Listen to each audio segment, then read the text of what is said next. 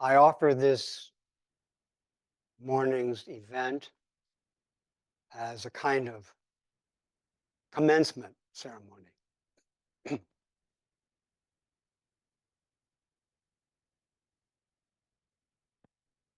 A ceremony of beginning our practice again. And a ceremony of beginning an intensive period of formal meditation. So many of the people here, particularly the people up on those platforms and some people down here, quite a few people have come from all over the world. I think from all the continents except Antarctica, to come and practice together to embrace and sustain each other and support each other to practice the Buddha way for the welfare of this world. We begin today's the beginning of this intensive.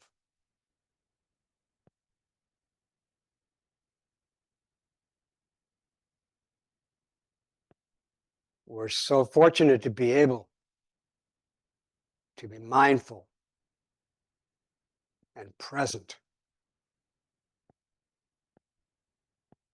for the welfare of this world. To be peaceful and loving to each other for the welfare of this world.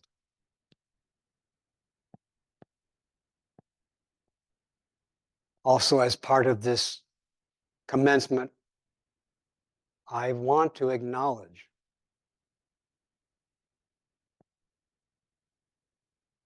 the inconceivable, immeasurable suffering that we see, hear, feel in this world.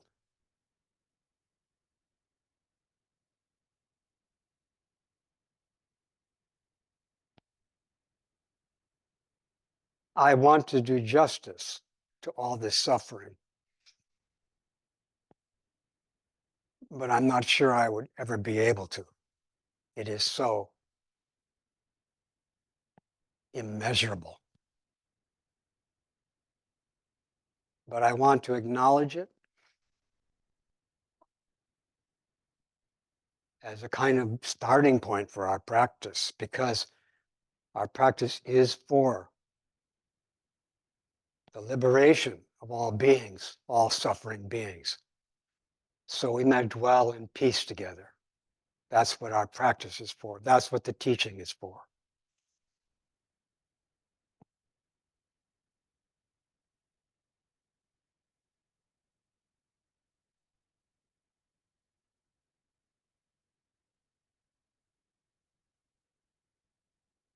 From the beginning of this time, people have had problems with old age, sickness, and death.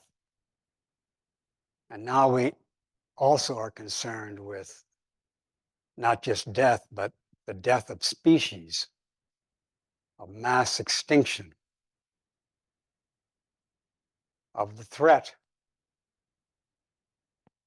of an uninhabitable world.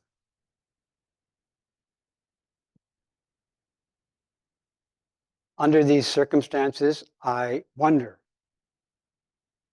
what is our aspiration? Do we aspire under these very difficult times? Do we aspire to embrace and sustain all living beings?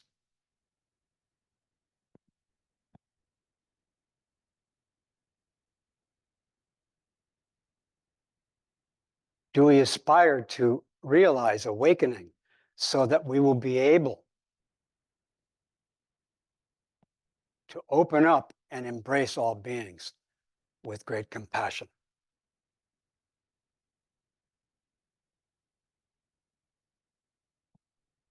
Many people tell me over the years that they have a difficult time actually saying that they aspire to Buddhahood. And I welcome and accept anybody who is not sure that they aspire to Buddhahood, or even is sure they don't aspire to become authentically awake so they can be really, really helpful in this world of suffering. In a sense, what we mean by Buddha is what's really, really most helpful.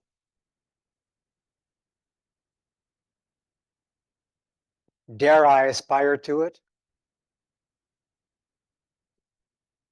Maybe since I'm a fool, I could aspire to authentic awakening so that I could be, moment after moment, devoting my life to it for the welfare of all beings.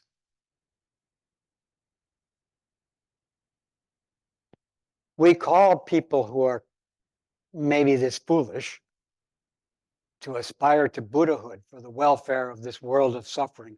Sometimes we call them bodhisattvas, awakening beings, heroes of awakening, who perhaps again foolishly have the courage to embrace all suffering beings.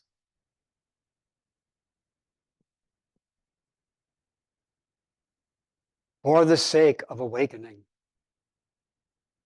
so that they can embrace them more and more beneficially, to bring blessings to this world of suffering. We may not be able to end the suffering, but we can bring blessings even while there's still great suffering. We can still bless suffering beings and encourage them to do the same with each other. I have confidence that it is possible for sick people to bless sick people, for frightened people to have the courage to embrace their fear. I have confidence that that is possible. And I aspire to it. I aspire to it, and I aspire to be that way every moment of this life.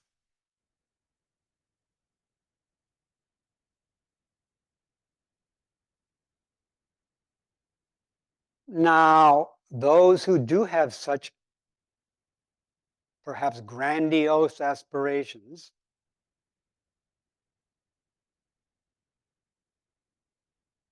there are teachings to help them attain, realize this aspiration.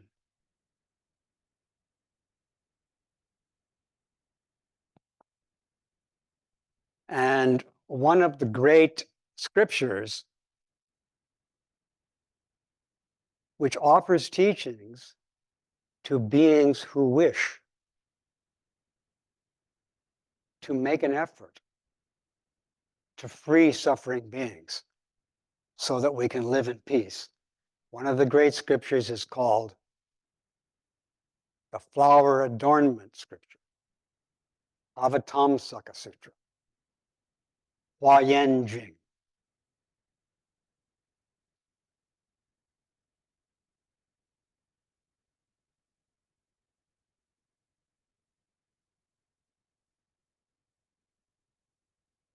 Flower Splendor Sutra.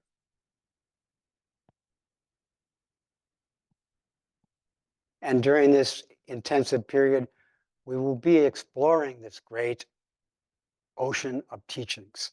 It's a very large sutra, 2,600 pages in English translation.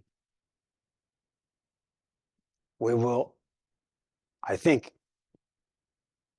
enter the ocean and swim around in a little bit of it, and then get back to the shore perhaps as quick as we can, because we might become overwhelmed by the radiance of this teaching,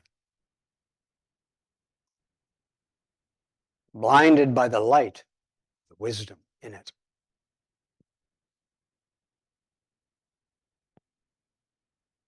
one of the great parts of this sutra is the last part, the last 400 pages, where there's a very elaborate and detailed story about a young person, a boy, and it could be a girl, but it's a boy, and his name is Sudana. And in the story, Sudana met a great, wise, enlightening being named Manjushri. And we have a statue in the center of this room devoted to the idea of Manjushri, which means pleasant splendor, the bodhisattva of perfect wisdom. This boy in this scripture met this bodhisattva and was deeply inspired in the meeting. And somehow in the meeting, this wish to realize true awakening for the welfare of all beings, it arose in this boy.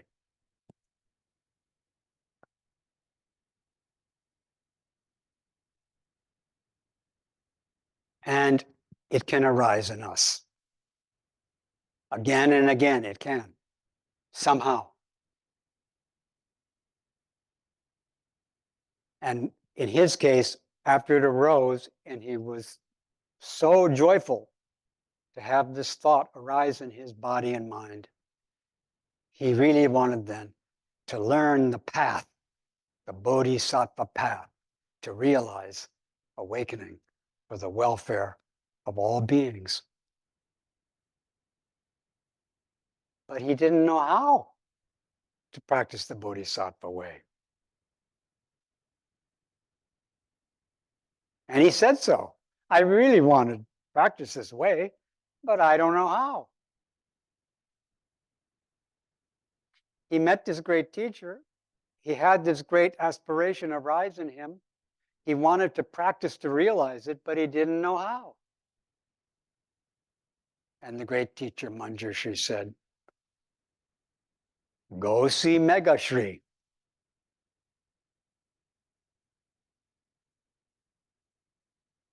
Go see the great teacher Megashri. So he did.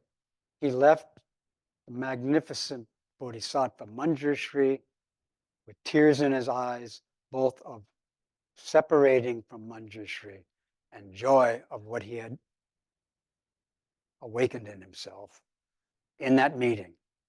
And he set off on a long journey to meet this great teacher. And the whole journey was filled with joy of this aspiration to learn the bodhisattva path of embracing and sustaining all beings. And he meets the teacher. And what does he say? He says, I want to learn the bodhisattva way, but I don't know how. Please teach me. And the teacher teaches him all kinds of practices that he has realized. And he listens to the teaching. And then after he gets all these teachings, the teacher says, basically, he praises this bodhisattva path. And then he says, his praise, he praises and praises and praises. And after he praises, almost inconceivably praises, he said, so how would I know what the bodhisattva path is? He didn't know either. Even though he gave all these teachings, even he, this great teacher, didn't know. So he sent him off to see another teacher.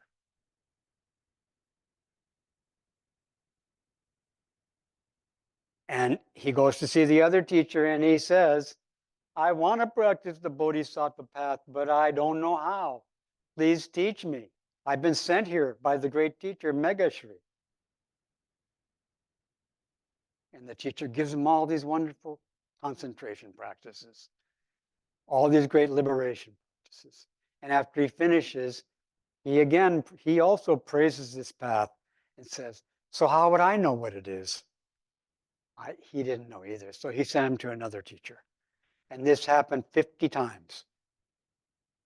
He visits 50 teachers like this and gets 50 great teachings from 50 great teachers who don't know what the Bodhisattva path is. But they practice it.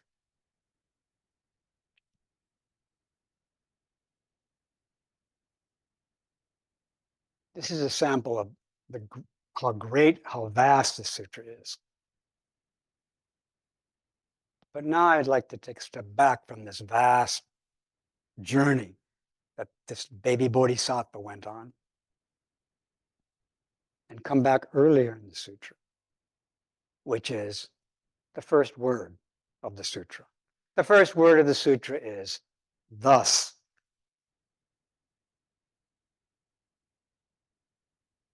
And it's not just the first word of this sutra, it's the first word of almost all sutras. They start with thus.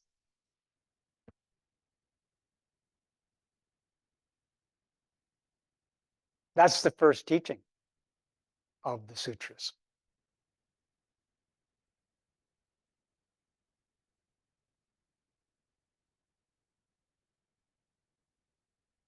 And then it says, I have heard. Thus, I have heard. I have heard thus.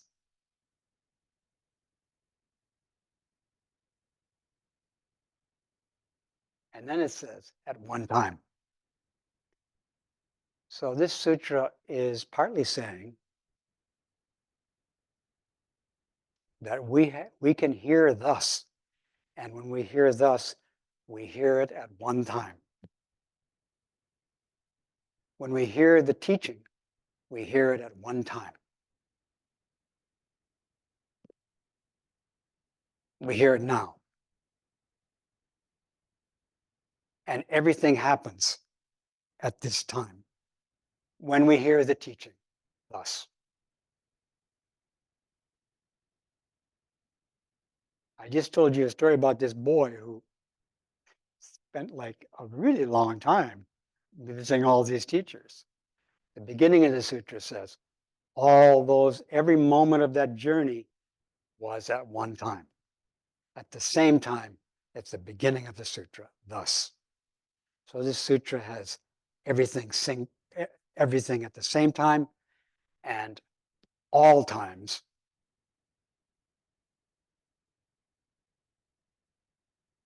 All times are contained in the time of reality, thus, now.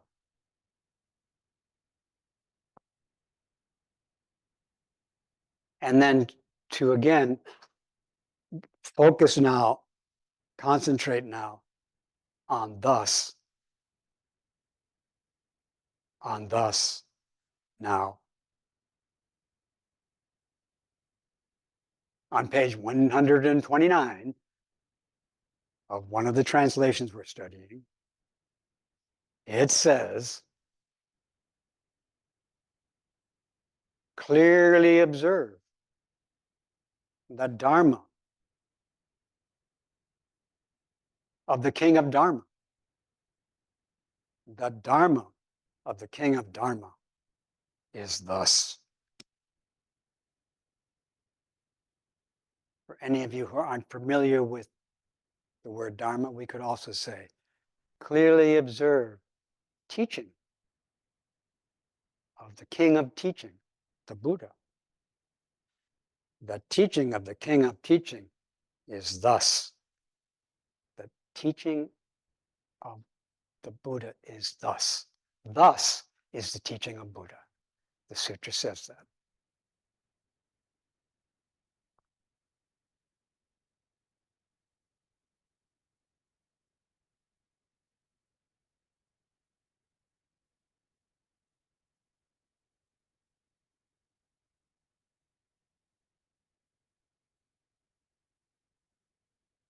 And I kind of feel like saying, in our little Zen school, the little Zen school, that grew up in China and involved millions and millions of people over many centuries. This little school, because in this sutra, the Zen school is just a little speck of dust in the whole picture. But we have this nice little school, and we're very happy to have this nice little school in our little Zen school,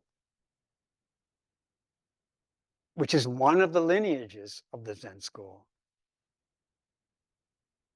We have an ancestor who wrote a song. And the title of the song is The Song of the Precious Mirror Samadhi, the song of concentrating on the precious mirror. So one might wonder, what is this precious mirror? Well, maybe the precious mirror is thus.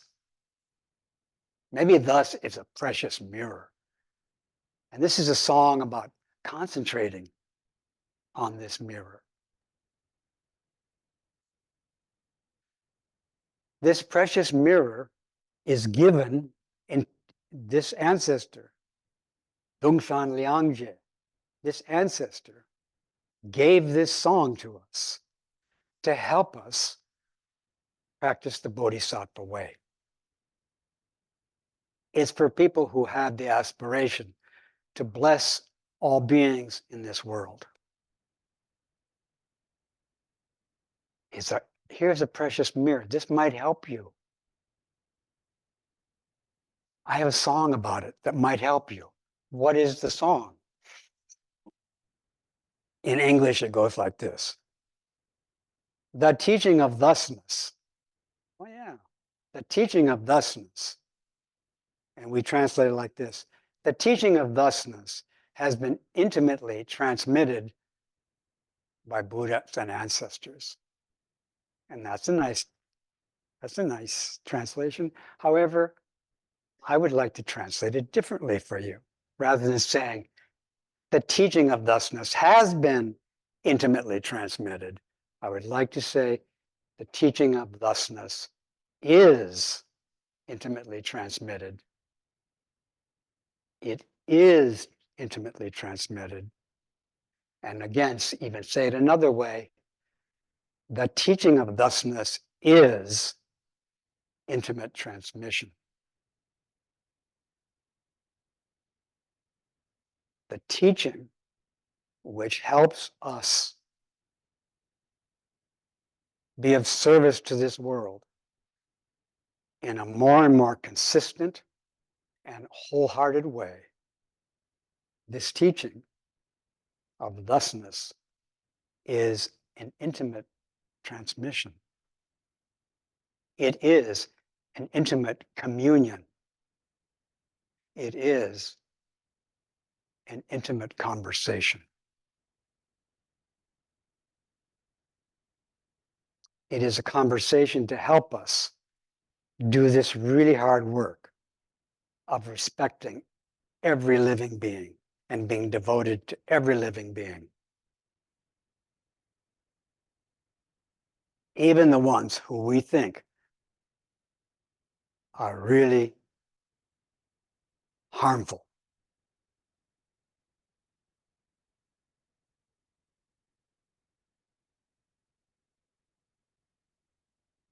The Bodhisattvas, the Buddhas, are devoted to every living being, even the ones who are often, sometimes, or always harming.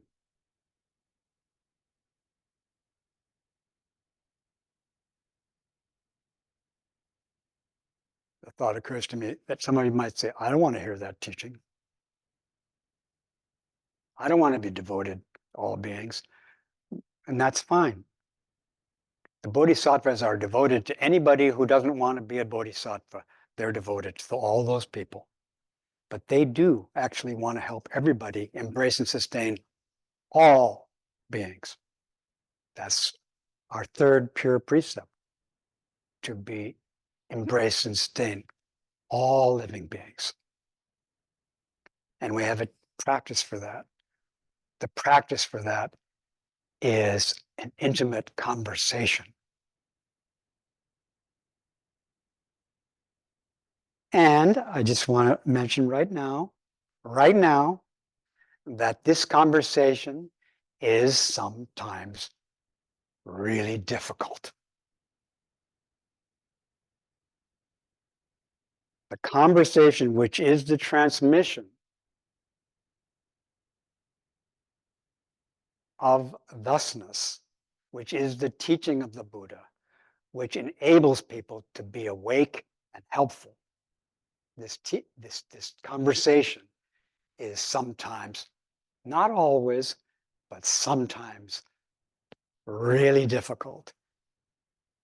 Just like when we look at all the suffering in the world, we might feel like putting our head in our hands and sobbing.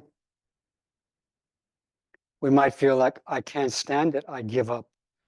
I can't go on. I can't go on. It's too much. And we might say the very same thing in the middle of our conversations,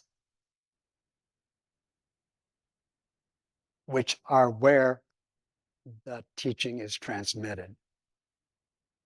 It can be really difficult.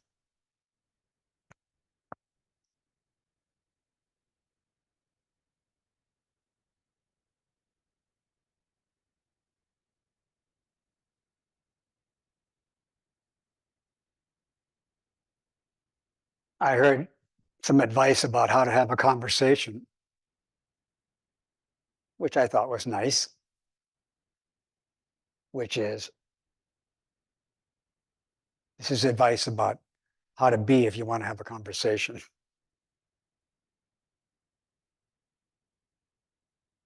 Particularly a difficult one. It goes like this.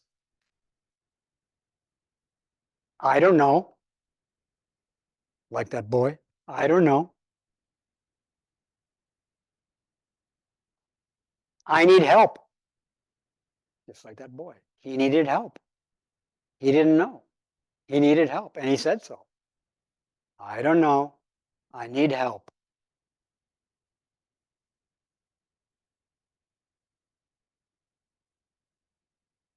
I'm sorry.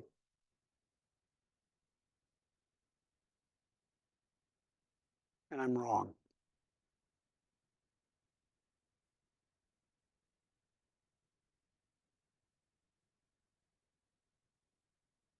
This is, I feel that those are good things to check in on in these difficult conversations, wherein Buddhahood is realized. Buddhas and ancestors are this conversation.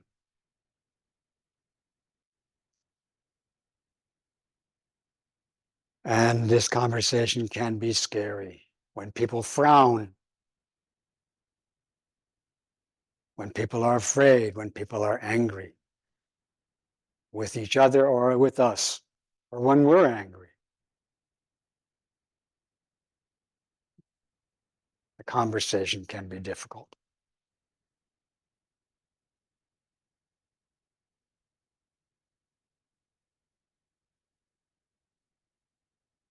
One time in China, one of our ancestors met one of our ancestors. I think it was, what is it? Nanyue Huairong, Chinese ancestor, met the sixth ancestor of Zen. And the sixth ancestor said, they're going to have a conversation now. This is one of the famous conversations, which maybe doesn't sound too difficult, but anyway, this is the story. They met, and the ancestor, the teacher, said to the student, the newly met student, what is it that thus comes? What is it that thus comes? Or you could say, what is it that comes as thus? Now, someone might say, well, that's the Buddha. Simple answer. But the new student didn't say it's the Buddha. What is it that thus comes? He didn't say, well, Buddha, which is the right answer, right? No, he didn't say that.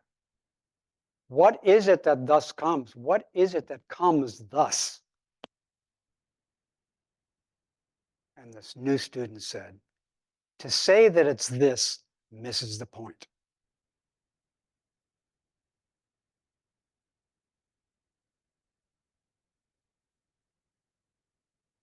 And the teacher says, well, then is there no possibility of practice and awakening? And the new student said, I don't say there's not any practice and realization. I just say you can't defile it. Defile it how? By saying it's this. This rather than thus. To say it's Buddha rather than it's thus. Rather than, he didn't say this, but rather than, I don't know, I need help, I'm sorry. That's another way to say it's this misses the point. I'm not going to say it's this. I don't know that it's this.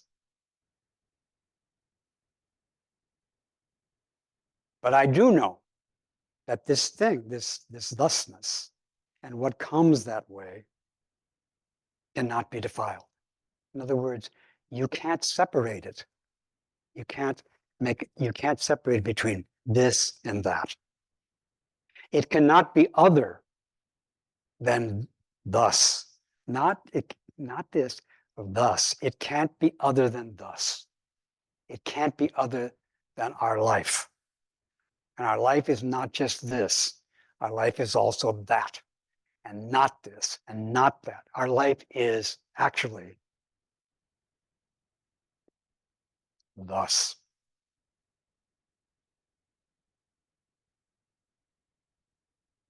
The teaching of thusness cannot be defiled. And if you make a hair's breadth of difference, if I make a hair's breadth difference between this and that, between my practice and your practice, or your practice and Buddhahood, if my mind makes that, and I go for that, I don't accord with thus.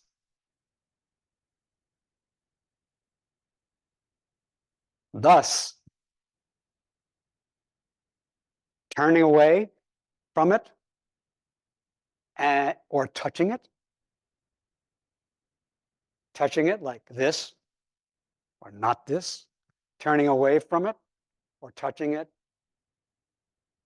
is not appropriate. You heard about thusness today? Okay, you heard it. Thus I have heard. You're like that. You're like the scripture. You have heard thus. Now, the song of the ancestors says, turning away from this thus or touching it are both off. Because this thusness is like a massive fire. It warms the universe. It gives life. How can we be with it? Well, I don't know. I need help. I'm sorry. I'm mistaken. Please help me.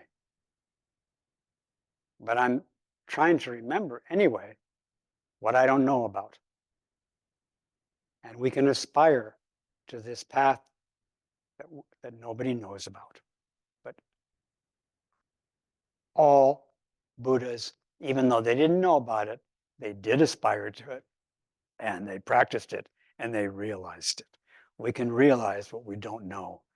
We can realize what we want and which we don't know.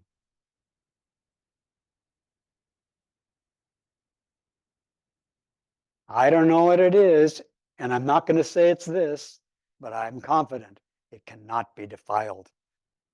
It cannot be other than this conversation, which I'm guessing is going to be really famous and last for thousands of years. People are going to be talking about this conversation. But even when we feel like this is not a good conversation, This is hard. This is a below average conversation. There are no below average conversations. They are all thus. But we may feel like this is not a good conversation. Okay. Okay. I feel like it's not good, but I don't know. Maybe it is. Who knows? Who does know?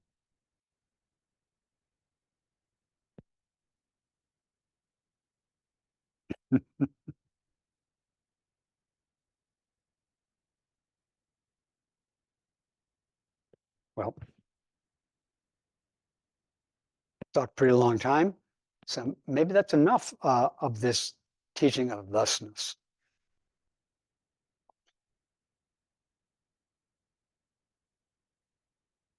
Turning away and touching, both miss the point.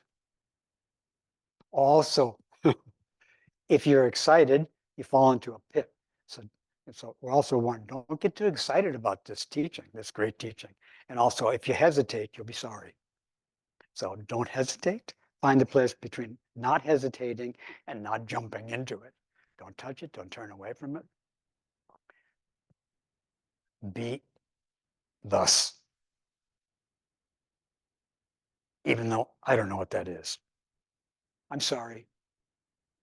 I'm sorry I've been talking about something and I don't know what it is. And I intend to continue. Unless you stop me. Which you might do. I'm ready for that. So anyway, that's enough from me. How about you? If you want to come up here and offer something, like if you want to ask, or I could ask you, you can come up here and I can say, ask you, what is it that thus comes? What is it that comes thus? That's my question. And that's a question, which I'm saying. It's not really mine.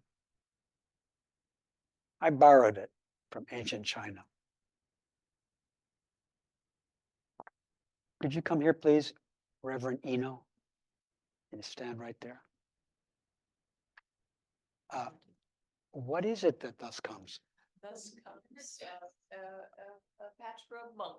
Oh, how lovely. Thanks for coming. I know you're busy, but thanks for coming. Anybody else want to use this microphone to answer that question? Or ask a question? Or complain? Now that you mention it. Yeah, please give us a complaint. I haven't heard any from you for quite a while. Can you give us a complaint? Could you demonstrate complaining, please? Oh, that's a good thing.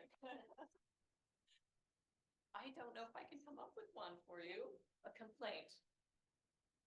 I got no complaints. Okay. Okay. Can I have that? Yes. Thank you.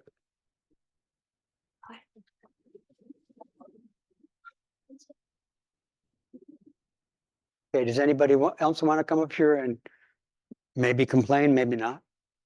Please come. Am I going to sing? Are you asking me to? You? Okay, just a second. How are you feeling, Linda? You okay if I sing?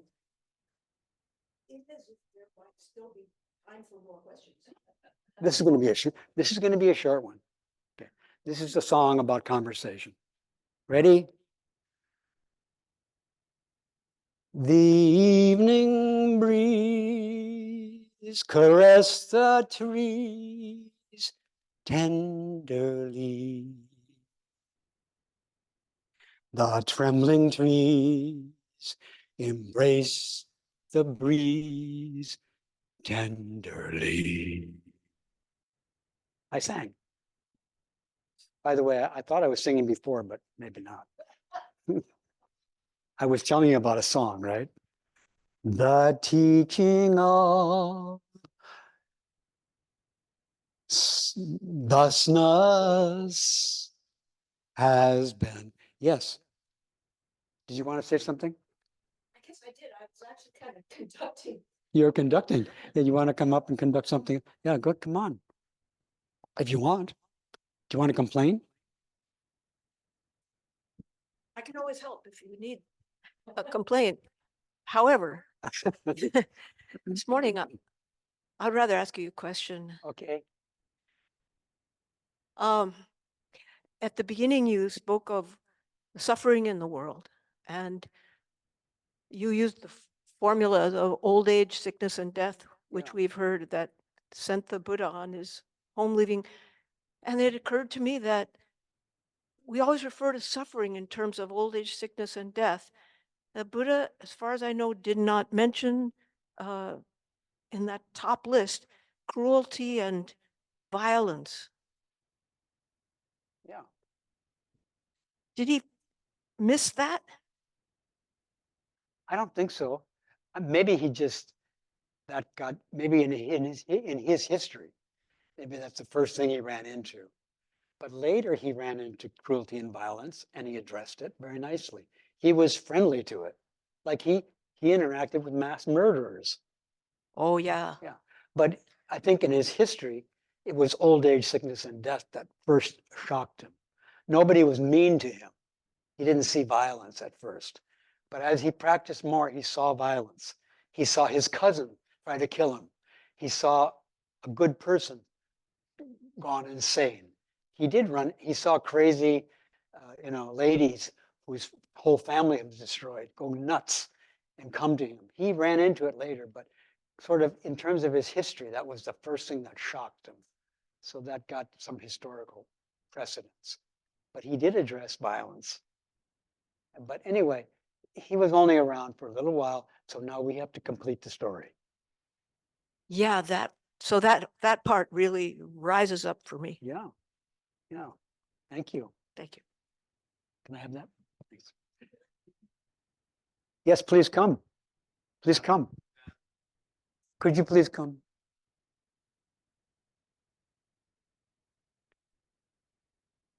Lovely young man.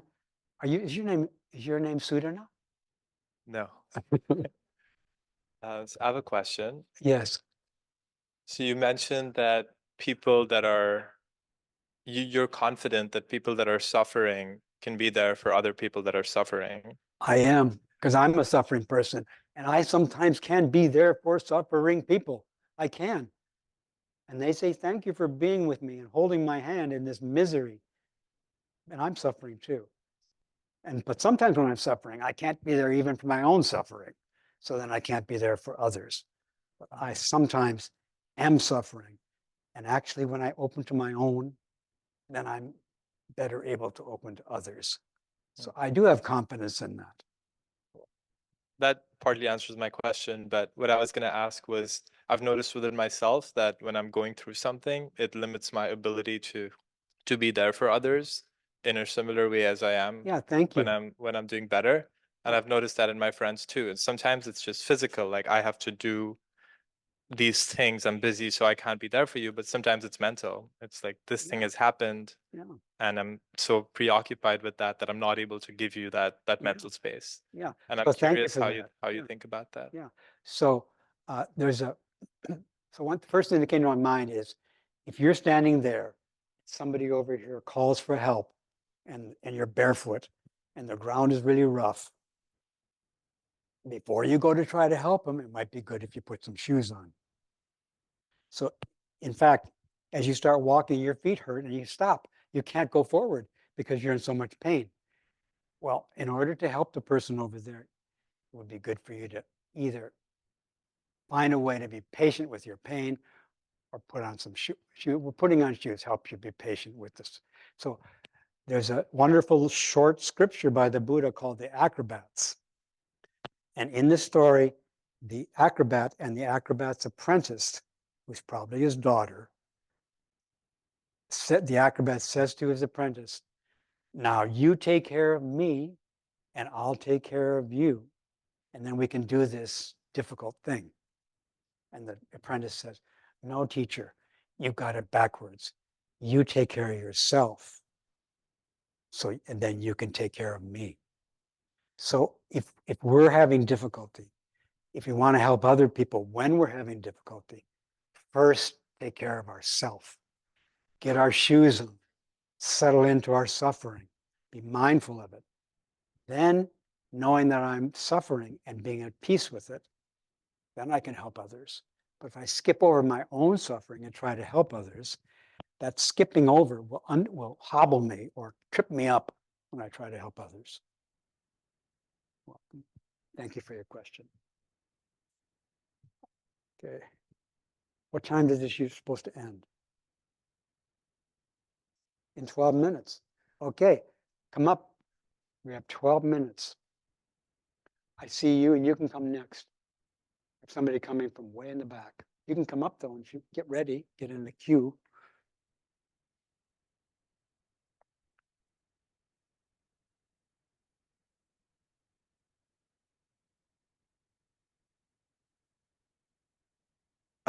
So I'd like to file a complaint. Oh, great. Zen practice is really hard. And we're losing these species at a really high rate.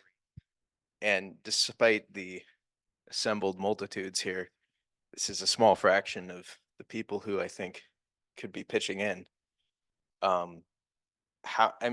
Maybe you just answered the question. We need to put on our shoes so we can go help others. But how can Zen practice reach the world at this rate? Again, reaching the world doesn't mean that the world is going to, at this moment, be any different than the way it is. It just means that people can be helped right now by this practice. But this practice, this teaching happened, this teaching of this particular scripture happened way back. And then we have this situation. So I'm not saying Zen practice can reverse global warming. I'm not saying that. I'm saying it can help people right now who are suffering in this world of climate change and misery. If global warming backs off, great, that's nice. But whether it does or not, we can help people today. And we can show them how to help others today. We can bless this world today. But again, people have been trying to do that for thousands of years, and now we have this situation. But the practice then was to bless suffering beings, and the practice now is to bless suffering beings, to embrace them and sustain them in their suffering so they can be free right now and live in harmony with each other right now. And this sutra also says, it was a big, many, many pages on faith, and it says over and over, this teaching is really, it says, compared to this teaching, that's easy to believe. This teaching is very difficult to believe that you can help people under terrible circumstances. Very difficult. But that's the proposal. No matter how bad it gets, it's still possible for somebody to be kind. Like in the middle of a war, it's possible to be cruel in a war, and it's also possible to be kind. You can you can pass up on a cruelty in the middle of a fight. You can do something kind in the middle of a struggle, or miss it and be mean in the middle of a struggle. Thanks for your complaint. Thank you very much.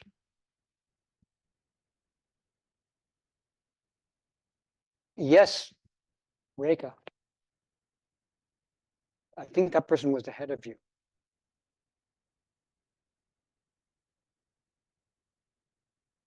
Thank you. You're welcome. My name is Sarah. I'm from the Santa Cruz Zen Center here for the 3-week intensive. And I want to say that that I'm aspiring to the Bodhisattva path, and I may be a fool, but I feel like You got good Zen a lot of fools with practice you. has completely changed my life.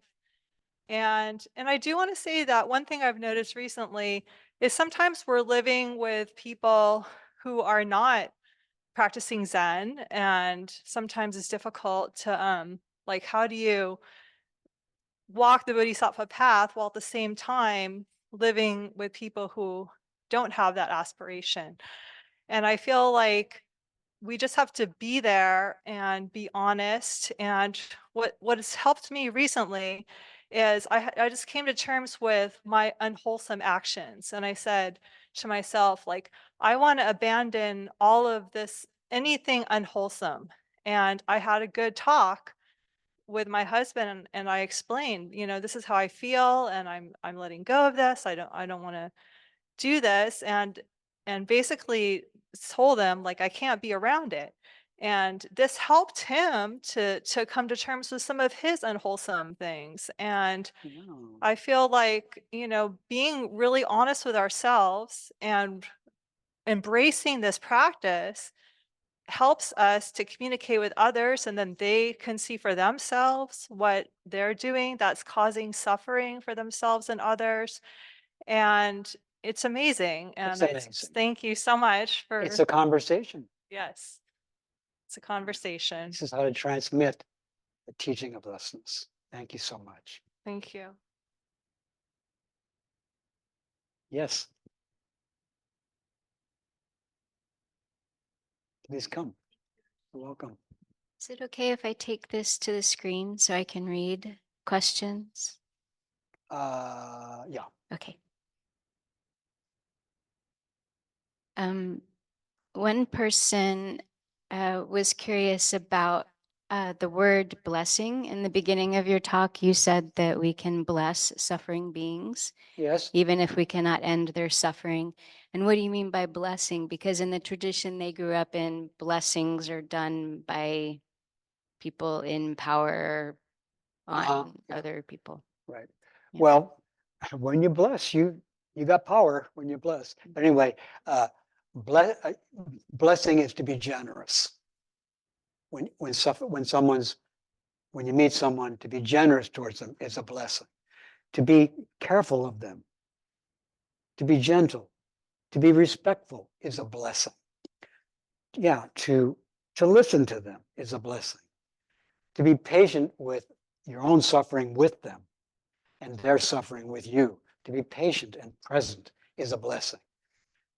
To be diligent and thorough in your interactions is a blessing. To be calm and tranquil in your meetings with people is a blessing. So our practice is basically the way we bless people. Thank you. And when you practice, I'm sorry to say, power starts moving through you. You don't have it when you're practicing because you give it away. But when you practice generosity, you're turning the Buddha. You're receiving the Buddha's power, and it starts to flow through you. When you're careful and respectful, the Buddha's teaching is working through you. And you become a blessing. I see And the when I don't practice, I need to be blessed. Please bless me. I need help when I'm not practicing and when I am too. Thank you. I think that's enough. I think it's enough. Is that enough? Yes. What? Oh, yes. Okay, a long walk. Here he comes. Thank you. Yes. Just at some point in your talk, you said you can want what you don't know. Yeah. Yeah, that's right. Where did you hear that? Oh, I said it. You said it. Yeah, but I just copied somebody else. I copied Suda. He wanted to be a bodhisattva and he didn't know how. We can be like that too. And this is also could be called part of the irony of our being. Like a child, a little girl can want to be a mother, but she doesn't know what it is. She knows she's not a mother, but she doesn't understand that she doesn't know what a mother is. She doesn't get the irony of wanting to be a mother. As she grows up, she realizes, I want to be a mother and I don't know what it is. But I still want to be a mother. I want to be a good mother. I want to be a good Zen student, but I don't know what it is. I want to be a bodhisattva, but I don't know what it is. This is a more mature attitude. So, Do you want to be a bodhisattva? yes, And you don't know what it is, do you? no. No. So You're just like Suda. where does the desire arise from in the absence of anything concrete or anything known? Where does the desire come from? Yeah. Well, one story is comes like in this story, it came from this young person meeting Manjushri. Manjushri didn't make it happen to him, and he didn't make it happen to himself.